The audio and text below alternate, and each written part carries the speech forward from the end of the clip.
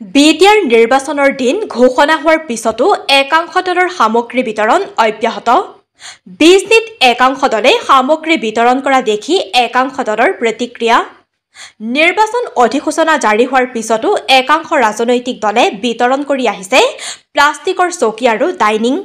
বুধবাৰে সন্ধিয়া চিৰাং জিলাৰ বিজনীত সংঘটিত হৈছে এই ঘটনা। নিৰ্বাচনী অধিসূচনা জাৰি হোৱাৰ পিছতো একাংশ ৰাজনৈতিক দলে ভোটৰ লালসাত সামগ্ৰী বিতৰণ অব্যাহত ৰাখিছে। একাংশ দলে বিতৰণ কৰিছে চকী আৰু ডাইনিং। এই কথা আমাৰ নহয়, কোনে বিতৰণ কৰিলে এই সামগ্ৰী শুনক এই মহিলাৰ মুখেৰে।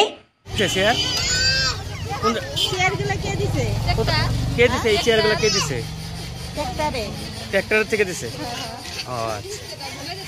দিছে চেয়ার আর কি দিছে চেয়ার আর ডাইনিং দিছে কয়টা করে চেয়ার দিছে একজনে আমরা গ্রুপ থেকে 6 জন 6টা চেয়ার আর একটা ডাইনিং। এই ঘটনা প্ৰত্যক্ষ কৰি বিভিন্ন ৰাজনৈতিক মহলত প্ৰতিক্ৰিয়াৰ সৃষ্টি হৈছে।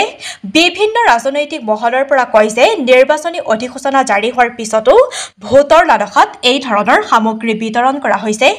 এই ঘটনা নিৰ্বাচনী বিষয়াক দৃষ্টি ৰাখিবলৈ অনুৰোধ জনোৱাৰ লগতে কয় যে যদি এনে কৰ্ম সংঘটিত হৈ থাকে তেতিয়াহ'লে হাত সাৱটি বহি নাথাকে বুলি স্পষ্ট কৰি দিয়ে। নিৰ্বাচনী বিষয়াক এইসমূহ সামগ্ৰী জব্দ কৰাৰ আহ্বান জনায়। News Desk Business First 24।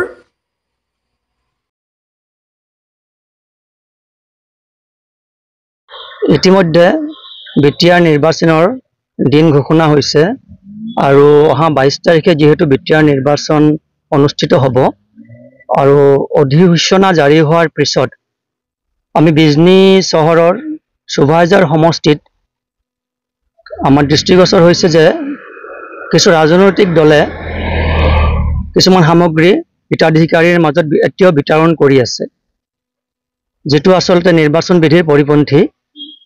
আপোনালোকৰ চেনেলৰ জৰিয়তে আমি এই বিষয়টো নিৰ্বাচনী বিষয়াক দৃষ্টিগোচৰ কৰিব বিচাৰিছোঁ আৰু ইয়াৰ ক্ষেত্ৰত বিহিত ব্যৱস্থা লোৱাৰ কাৰণেও আমি দাবী জনাইছোঁ।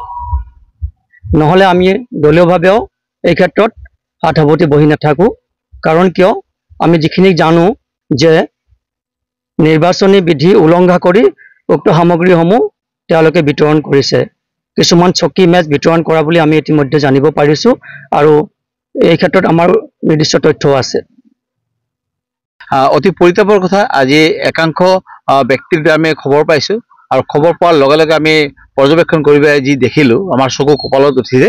কিয়নো যোৱাকালি MCC লাগু হৈছে, BTCত ইতিমধ্যে নিৰ্বাচনৰ দিন ঘোষণা হোৱাৰ পিছত কি কাৰণে UPPL দলে ইয়াতে চেয়াৰ টেবুল এইবোৰ সামগ্ৰী বিতৰণ কৰি আছে, একমাত্ৰ ভোটৰ লালসাতে হ'ব। আৰু এই অভিযোগ কেৱল আমাৰ নহয়, কাৰণ বিভিন্ন ব্যক্তিয়ে কৰি আছে, কিন্তু কোনো সাহস পোৱা নাই, কিয়নো তেওঁলোকে প্ৰমোদ বড়োৰ চৰকাৰ চলি আছে। কিন্তু আমি অনুকূল দিব বিচাৰিছোঁ, প্ৰমোদ বড়োৰ চৰকাৰ এই মুহূৰ্তত নাই। MCC লাগু হোৱা মানে এই চৰকাৰটো গ'ল, অৰ্থাৎ তেওঁলোকে বৰ্তমান অক্সিজেন নোহোৱা হৈছে। যিমানে বিতৰণ নকৰক কিয় আমি এটা কথা তেওঁলোকক কওঁ যে ইলিগেল কাম যি 4 বছৰ আপোনালোকে কৰিলে, 5 বছৰ কৰিলে আৰু নকৰিব। এইটো এটা অনুৰোধ থাকিল। প্ৰথম এইটো কেছ বিজনেছ, ইয়াৰ পিছতো যদি এনেকুৱা ধৰণৰ সামগ্ৰী আপোনালোকে বিতৰণ কৰে তেতিয়াহ'লে কিন্তু আপোনালোকে ভাবিব যে বিষম এটা ভয়াৱহ পৰিৱেশ হ'ব। কাৰণ কি ভোটৰ লালসাৰ কাৰণে, ৰাইজক লালায়িত কৰাৰ কাৰণে বস্তু সামগ্ৰী নহয়, মৰম ভাল পোৱা আনকি গুড গভাৰ্নেন্সৰ দ্বাৰা কৰা উচিত। যি আমি বিচাৰোঁ যে সময়ে সময়ে আপোনালোকে কৰি আহিছে বুলি দাবী কৰে, এয়া সম্পূৰ্ণ ভুৱা। সেইকাৰণে পুনৰ কৈছোঁ আৰু বিশেষকৈ আমি এডমিনিষ্ট্ৰেশ্যনক অনুকাই দিব বিচাৰিছোঁ, আমি টানি অনুৰোধ কৰিছোঁ যে এইবোৰ সামগ্ৰী যাতে ইমিডিয়েট জব্দ কৰা হয় আৰু ইয়াৰ আৰু কোনো ব্যক্তি আছে তেওঁলোকক যাতে ইমিডিয়েট উইদিন 24 hours এৰেষ্ট কৰা হয়।